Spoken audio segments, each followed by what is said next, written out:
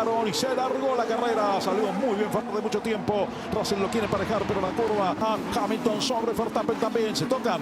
A ver si se tocan. No hubo toque. Se fue.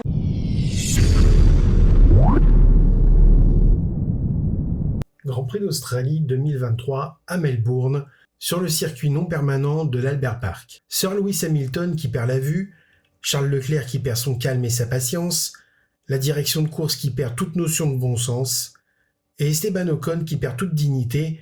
Et attention, là je vais charger, alors toi, le fan d'Ocon, tu peux arrêter la vidéo dès à présent. Des Mercedes peu ou prou retrouvés, un Grand Prix chaotique, une liste de DNF longue comme un jour sans frites. Vous l'attendiez tous, le voili, le voici, le débrief de la course, équipe par équipe.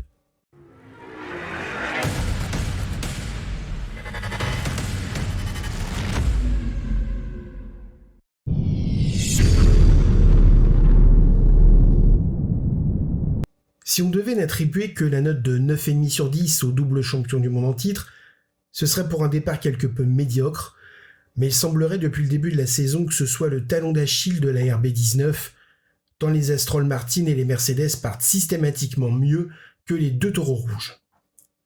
Quoi qu'il en soit, le poleman, sans doute perturbé par une blague de Laurent Ruquier, a eu du mal à trouver la seconde, tandis que George Russell, qui n'a pas la radio sur sa Mercedes car en option comme toute chose sur une Mercedes, en profite pour prendre le commandement de la course avec une belle autorité. Une fois l'autoradio, la clim et le GPS correctement configurés sur sa monoplace, on ne reverra plus Maximax qu'à l'occasion des 72 drapeaux rouges et safety car, après un dépassement d'autoroute par l'extérieur sur la W14 d'Hamilton. Bon, même avec une vitesse de pointe supérieure, faire l'extérieur à Lewis Hamilton, quel que soit le virage, faut quand même oser le tenter, car le Lord anglais, à la vue qui baisse, n'est pas là pour prendre le thé. Pendant ce temps-là, à Mexico, Sergio, parti des stands Pérez, remonte au prix de dépassement de toute beauté, prouvant ainsi sa motivation et son implication à un Helmut Marko refroidi par les performances australes et sablières du Mexicain le vendredi et le samedi. Le Hollandais volant, quant à lui, dans le but de ne pas s'assoupir en tête de course, loin devant la chamaillerie collective, profite de sa promenade dominicale pour expérimenter une nouvelle technique de refroidissement des pneus consistant à aller tondre la pelouse. Une technique apparemment efficace, puisque jusqu'à la fin de la course, Max va enfiler les meilleurs tours comme des perles sur un collier. Pendant ce temps-là, Cyrano d'Australie, l'emploi fictif le plus cher du monde, semble s'ennuyer, et il était temps qu'il quittât McLaren car en 2 ans de papagaille, le souriant australien est tellement perdu qu'il ne sait même plus lasser ses chaussures. Bref, Red Bull a encore gagné, Max banalisant l'exploit à tel point qu'on ne dit plus une victoire à la Senna ou à la Schumacher, mais une victoire à la Verstappen.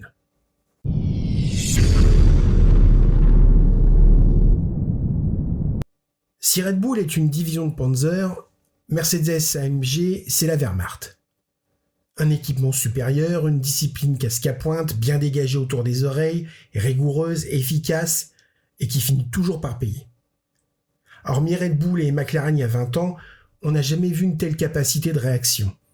De garer à Bahreïn pour le premier Grand Prix à pas trop mal à Jeddah pour le second, les Flèches Noires arrivent en Australie pour le 3e Grand Prix de la saison, en seconde force du plateau, P2 et P3 en qualif, puis P1 et P2 au premier virage.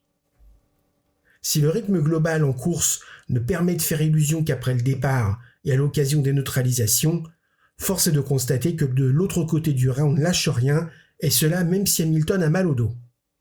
Une course splendide de George Russell, solide leader, qui rentre au mauvais moment au stand, alors que la décision à l'instant T semblait la meilleure, qui sans drapeau rouge aurait valu un avantage déterminant et qui nous a valu d'entendre les meuglements de Sir Lewis à la radio, mais on est habitué dès que son coéquipier est devant lui. Un pilote anglais qui, quoique myope, défend sa position avec la hargne qu'on lui connaît, en résistant bec et ongle à un Alonso pourtant déterminé comme à son habitude. On se prépare une année savoureuse avec ces deux-là. Défense opiniâtre, certes, mais toujours son sens de l'attaque légendaire, puisqu'on l'a vu prendre un intérieur optimiste sur un Max Verstappen déplorant un pilotage trop agressif de l'anglais, et il sait de quoi il parle puisque c'est comme ça qu'il double. Mais Max a laissé la place. Contrairement à l'anglais qui se croit toujours seul en piste, considérant que ce n'est pas dans le premier virage qu'on gagne une course, mais qu'on peut l'y perdre.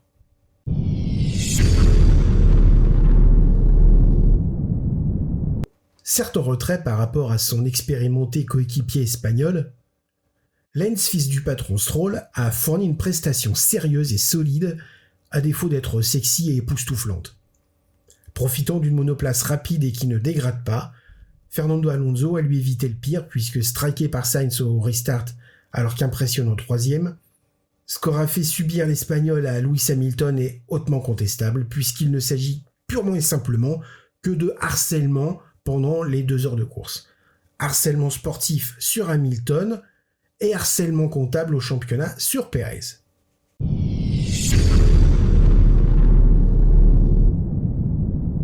Si au pays à l'étoile noire, on a Georges Kiry et Georges Kippler, au pays des raviolis, on a Charles Kippler et Charles Kippler.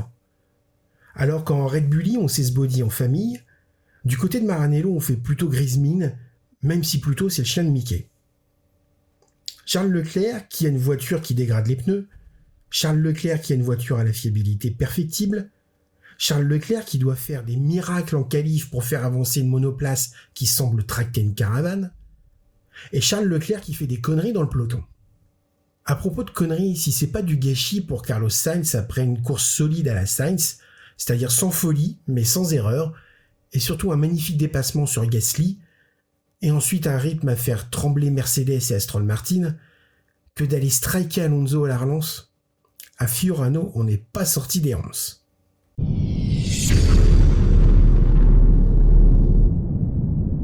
Il n'apprendra jamais. Jamais. Car c'est un pilote incroyablement rapide, socialement charmant et charmeur, mais d'un point de vue racing, un crétin. Depuis ses débuts, à chaque accident, c'est la même chose, ce n'est jamais de sa faute.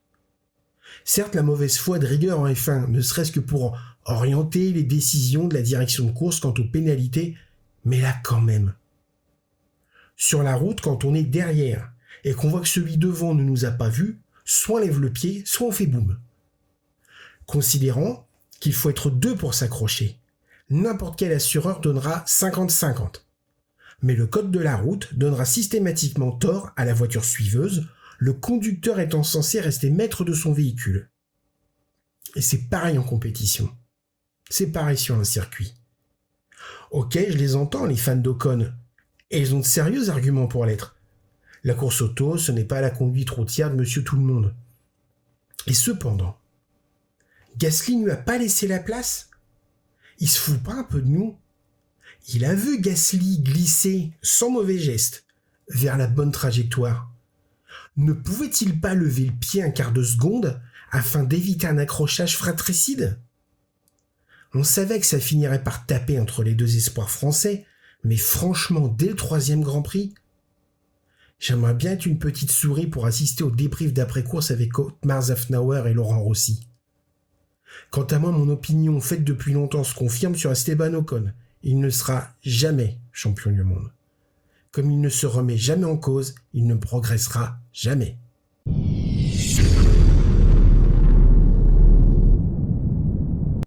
P6 et P8 pour la prétendue dernière force du plateau. Pas si mal. Un Lando Norris opiniâtre qui fait une course à la Norris. Autrement dit, on trouve le maximum de la voiture et même le reste. On profite de toutes les opportunités, on va vite sans faire d'erreur. Du coup, P6 avec la plus mauvaise voiture du plateau. Quoique, la monoplace néo-zélandaise semble désormais opérer sur un autre mode que celui de la loose absolue entrevue à Bahreïn. J'en veux pour preuve la magnifique capacité d'Oscar Crocodile Dundee Piastri à entrer dans les points pour la première fois à sa 3e tentative seulement, et qui plus est à domicile, puisque natif de Melbourne, c'est dire si le gamin résiste à la pression. On devrait être un peu plus serein désormais du côté de Woking, et même si la saison est longue, en tant que 5e force du plateau au classement constructeur, on subit un peu moins de pression qu'un compteur vierge en fond de classement.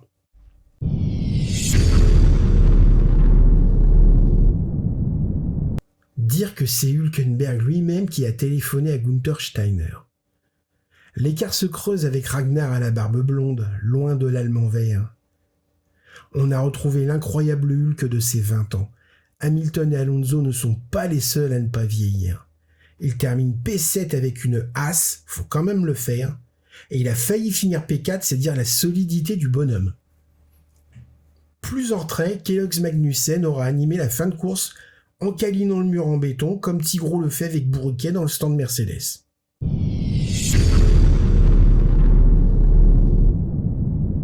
Certes, on est loin des rêves brésiliens à casque jaune pétant, mais force est de reconnaître, à ce Chinois dont j'ai renoncé à essayer de prononcer un patronyme pourtant honorable, qu'il rend une copie propre.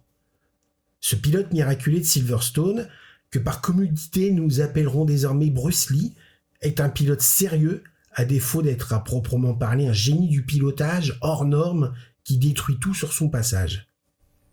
Mais la F1 est ainsi faite. Un phénomène de temps en temps, quelques surdoués, des pilotes solides, des médiocres et Nicolas Latifi. Bruce Lee est un garçon sympa qui nous aura bien fait peur à Silverstone l'an dernier, mais qui aura œuvré pour la sécurité en imposant de nouvelles normes de crash test aux arceaux dits de sécurité. Il est également un pilote qui étonne tout le monde et son coéquipier le premier, en sa capacité à ne pas faire d'erreur depuis son arrivée en F1, tout en roulant à un rythme très correct. Du coup, P9 avec une monture récalcitrante lors d'une course chaotique. Joli. Et devant Valtteri Mulet Bottas, s'il vous plaît, alors je vous en prie. Très joli donc. Moustache Bottas, quant à lui, traîne ses beaux yeux bleus en tongs dans une tenue qui aurait fait rougir Jim Clark. Il traîne également son Alfa Romeo à un rythme qui aurait fait rougir Jim Clark. On sent une fin de carrière à la Kimi Raikkonen.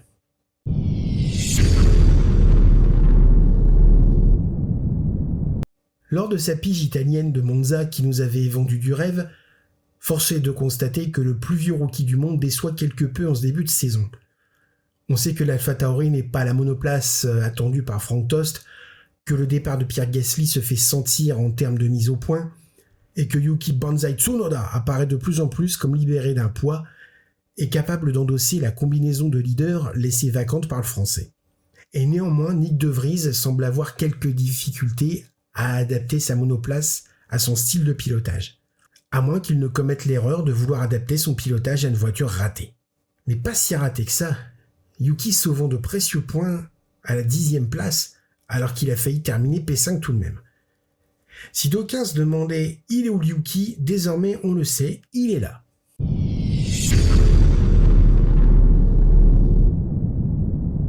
Si on considère que le but d'un sponsor est d'être visible en télévision dès lors qu'il insuffle des millions dans la comptabilité d'un team de course, de ce côté-là c'est parfaitement réussi.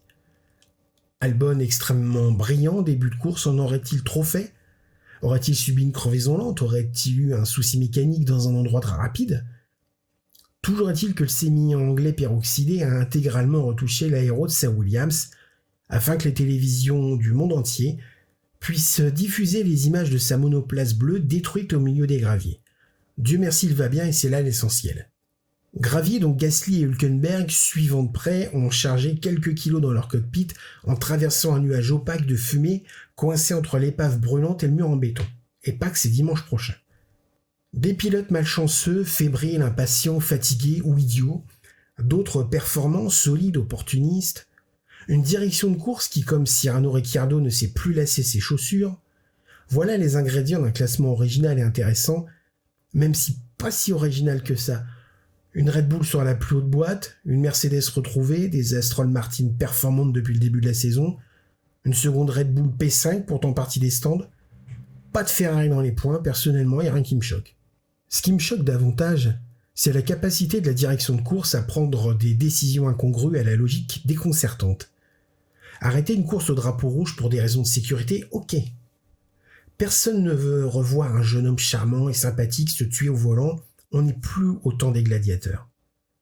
Admettons le drapeau rouge, et occultons le prétexte généralement douteux du déclenchement du drapeau rouge, et concentrons-nous sur le bien fondé du restart. On repart pour 2 tours, mais c'est pas de la NASCAR. Évidemment, dans la précipitation et le désir de profiter de chaque opportunité, ça tamponne. Du coup, redrapeau rouge. À sortir des drapeaux rouges toutes les 2 minutes, ça croit que la FIA a décidé de sponsoriser ma chaîne. Malheureusement, c'est pas le cas. Du coup, on repart avec le même classement qu'au départ précédent. Ce qui induit que le départ précédent est nul et non avenu. En clair, rien ne s'est passé. Ce qui en arrange certains et en déçoit d'autres. Mais alors si on considère que rien n'est advenu, pourquoi pénaliser Carlos Sainz pour un accrochage sans conséquence qui aurait eu lieu dans un tour qui n'a officiellement pas existé? En attendant, Gasly a été finalement blanchi du fait d'avoir un coéquipier inconsistant, et Sir Lewis Hamilton n'a pas été inquiété pour son irrégularité sous Pescar, son pilotage agressif, sans doute eu égard à sa cécité, son métissage et sa noblitude. Je remercie les plus courageux qui auront eu la patience d'aller jusqu'au bout de cette vidéo. On se revoit avant Bakou pour de nouvelles aventures qui sentent l'essence et le pneu cramé. Dressez votre impérial pouce en l'air et abonnez-vous histoire de sauver la planète. Moi je vous quitte sur cette citation de Michael Maizy, c'est comme pratique le 49.3.